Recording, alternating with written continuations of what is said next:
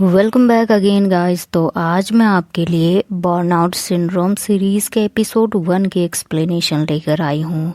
तो सीरीज़ की शुरुआत होते ही हम एक 28 साल के लड़के जीरा से मिलते हैं। वो एक फोटोग्राफर है और अपने काम के प्रति काफ़ी डेडिकेटेड है, लेकिन सिर्फ डेडिकेशन से पैसे नहीं आते, ये हमें थोड़ी देर में ही पता चल जाएगा। तो जीरा की एक इकलौती दोस्त है जो ना सिर्फ प्रोफेशनली बल्कि फाइनेंशियली भी उसकी मदद करती है।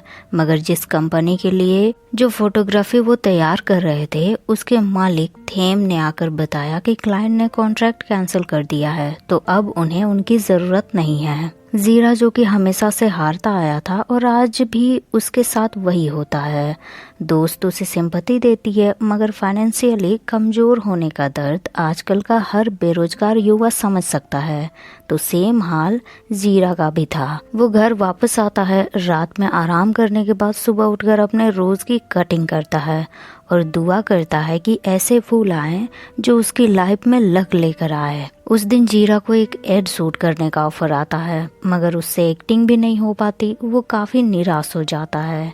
दोस्त उसे कुछ पैसे देती है और एक जगह के बारे में बताती है जहां थके हारे निराश लोग जाते हैं, जिसे बर्नआउट के नाम से भी जाना जाता है। जीरा शाम को उस जगह पर पहुंच जाता है। बर्नआउट एक बार था जहां का होस्ट जीरा को सर्व करता है। जीरा अपने सिचुएशंस के हिसाब से ड्रिंक ऑर्डर करता है।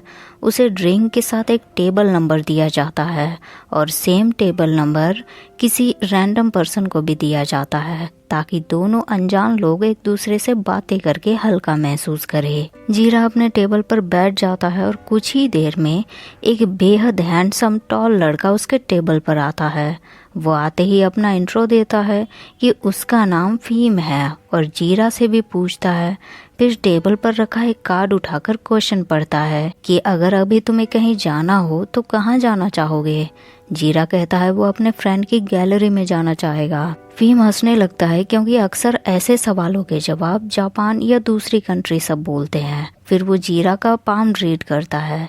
जीरा उसके प्रोफेशंस के बारे में पूछता है और फीम बताता है कि वो एक आईटी कंपनी में जॉब करता है। सब बढ़िया है, मगर और भी अच्छा होता अगर कलीग अच्छे होते, और उसका कलीग बहुत अच्छा दोस्त है उसका, मगर दोस्त उसके अगेंस्ट हमेशा काम करता है और अब वो उसे छोड़ भी नहीं सकता। फीम फिर जीरा को अपने पाम रीड करके बताने के लिए कहता है कि आगे उसकी लाइफ में और क्या क्या मनहूसियत भरे पड़े हैं। उस रात फीम खुद जीरा को उसके घर छोड़ देता है और उसके रूम का नंबर भी पूछ लेता है। अगले दिन जीरा जॉब इंटरव्यू के लिए जाता है, लेकिन इंटरव्यू लेने वाले आर्टवर्क के लिए उसे एआई का यूज करने को कहते हैं। जीरा को ये बिल्कुल पसंद नहीं आता और इस वजह से वो इंटरव्यू में रिजेक्ट हो जाता है। मगर उसकी दोस्त उसके लिए दूसरा जॉब ऑफर लेकर आती है। उसे कहती है कि आज रात डिनर में उसे किसी को स्कॉट करना है, यानी कि किसी के साथ डिनर करना है। थीम है पुंक। उसे काले झबरू कपड़े पहनकर डिनर पर जाना होगा और वो लोग इसके लिए बहुत ज्यादा पैसे पे कर रहे हैं, जितना वो सोच भी नहीं सकता। जीरा ये काम करना तो नहीं चाहता था, पर मजबूरी इंसान को सब करवा देता है। जीरा पुंग के कपड़े ऑर्डर करता है और उसे पहनकर वो डिनर में पहुंच जाता है। वहाँ एक अधेड़ उम्र का आदमी उसे बैठने के लिए कहता है और उसके लिए कच्चा बीफ ऑर्डर करता है। जीरा उसे देखते ही खाने से मना कर देता है, मगर वो बूढ़ा आदमी उसे जबरदस्ती खाने के लिए कहता है कि उसे ये पसंद करना ही होगा, क्योंकि जिस पुंग पर्सन को वो पसंद करता है उसे ये सब पसंद है। जीरा को गुस्सा आ जाता है और उस आदमी पर वो बुरी तरह चीखता है। आदमी वहाँ से भाग जाता है, मगर उसी रेस्टोरेंट के दूसरे कोने में बैठा आदमी उसे देख रहा होता है। वो जीरा के लिए खाना ऑर्डर कर देता है। जीरा जैसे ही ये देखता है, वो तुरंत उस पर्सन के पास आकर उसी तरह से चीखना शुरू कर देता है, मगर वो पर्सन तो बिल्कुल शांत था। जीरा से पूछता है कि वो करता क्या है। जीरा गुस्से में कहता है कि वो सब काम कर सकता है जिसमें से उसे पैसे मिले। पर्सन उसे अपनी आंखों में देखने के लिए कहता है और पूछता है कि कैसा फील हुआ, और फिर उसे बोलता है कि तुम्हें जॉब मिल गई, मैं जो कहूँगा वो करना होगा तुम्हें, और इसके लिए वो जीरा की उम्मीद से भी ज्यादा पैसे देने को तैयार था। मगर जीरा को उस पर भरोसा नहीं हो रहा था, इसीलिए वो मना कर देता है। पर्सन रेस्टोरेंट से निकल जाता है और जीरा को याद आने लगता है कि फीम ने उसके हाथ रीड करके बताया था उसे कि बहुत जल्द उसे जॉब मिलने वाली है। मगर उसे अपने दिल की सुननी होगी। हाँ, पहले पहले प्रॉब्लम होंगे बट वो काफी बेनिफिशियल होगा। जीरा को महसूस होने लगता है कि फ़िल्म शायद इसी की बात कर रहा था।